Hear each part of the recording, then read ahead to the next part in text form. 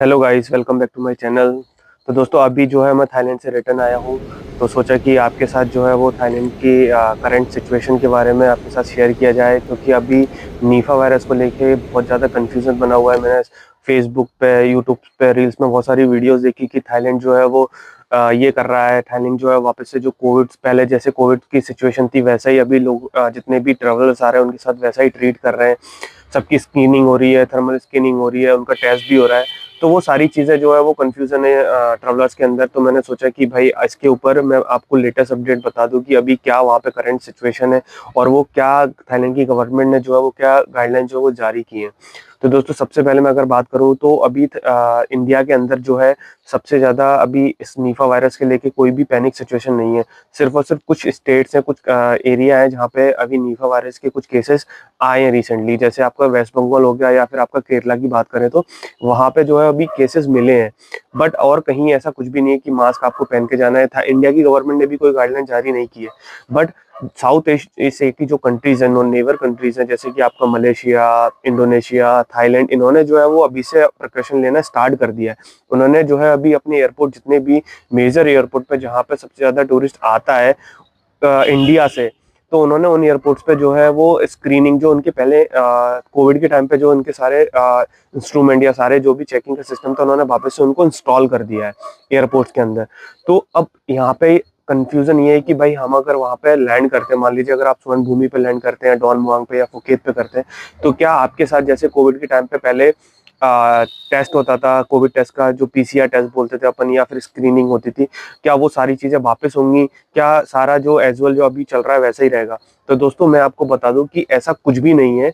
आप अगर स्पेसिफाइक कोलकाता से अगर वेस्ट बंगाल से फ्लाई करते हैं, या फिर साउथ इंडिया से फ्लाई करते हैं, जैसे कि आपका केरला हो गया, तो वहां से अगर आप फ्लाई करते हैं तो आपको यहाँ पे स्क्रीनिंग भी हो सकती है, प्लस आपका थर्मल स्क्रीनिंग भी हो सकती है।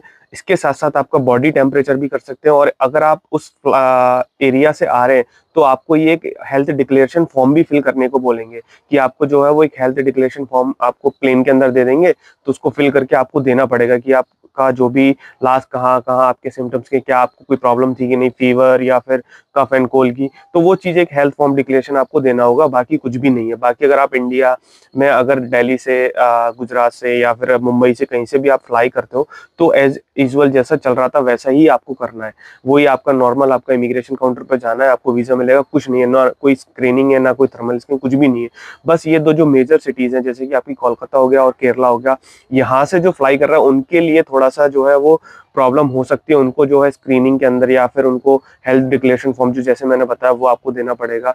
बाकी ऐसा कुछ भी नहीं है। ये आप मेरी स्क्रीन पे थाईलैंड की गवर्नमेंट की गाइडलाइन भी देख रहे होंगे कि उन्होंने क्या गाइडलाइन जारी की। उन्होंने क्लियर मेंशन किया है कि भाई अगर आपको कोई फीवर आता है या फिर आपके कोई कफ एंड कोल्ड की प्रॉब्लम है या सोर थ्रोट की प्रॉब्लम है, तो आप जो है उनके दिए गए नंबर पे कांटेक्ट कर सकते हैं। या फिर अगर आप किसी 72 आवर्स या समथिंग, कुछ उन्होंने 21 डेज का बताया कि किसी आप एनिमल से कनेक्टेड है या आपने कुछ ऐसा वैसा खाया है, तो अगर प्रॉब्लम, तो आप उनके जो इमरजेंसी नंबर है वहां पे कांटेक्ट करके बात कर सकते हैं।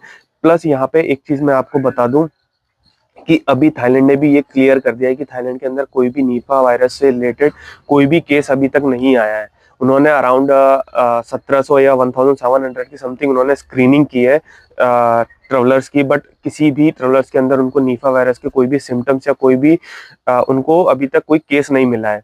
ऐसा उनकी गवर्नमेंट से भी अनाउंसमेंट की गई है। तो आप अगर थाईलैंड ट्रेवल करने वाले हैं अपकमिंग डेज में या अपकमिंग मंथ्स के अंदर, तो आप बेफिक्र होकर जा सकते हैं।